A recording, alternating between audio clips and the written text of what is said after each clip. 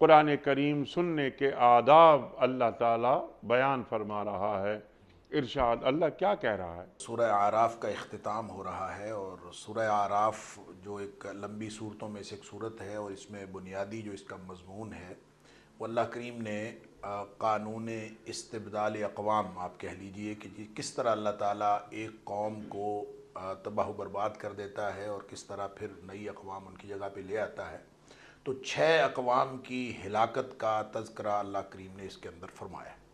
اور پھر اس کے بعد یہ جو آخری حصہ ہے سورت کا، اس کے اندر توحید اور رسالت کا بیان ہے، اور پھر ساتھ ہی ساتھ جی ہاں، کچھ ہدایات ہیں جو نبی اکرم صلی اللہ علیہ وآلہ وسلم کے ذریعے سے پوری امت کو اور پوری انسانیت کو دی جا رہی ہیں۔ سبحان اور اللہ۔ ان ہدایات میں اس سے ماقبل کی جو آیت ہے اس میں قرآن حکیم کی عظمت بیان کی گئی ہے، اور قرآن حکیم کو یعنی نبی اکرم صلی اللہ علیہ وآلہ وسلم کی رسالت کا جو اصل مفہوم ہے، جو آپ کا جو منصب رسالت ہے، وہ بھی بتایا گیا ہے کہ میں تو صرف اسی کی بندگی کرتا ہوں، اسی کی پیروی کرتا ہوں جو میرے اوپر وحی کیا جاتا ہے، اور وہ کیا ہے؟ بصائر من ربکم، کہ یہ رب کی طرف سے جو ہے روشن دلائل ہیں۔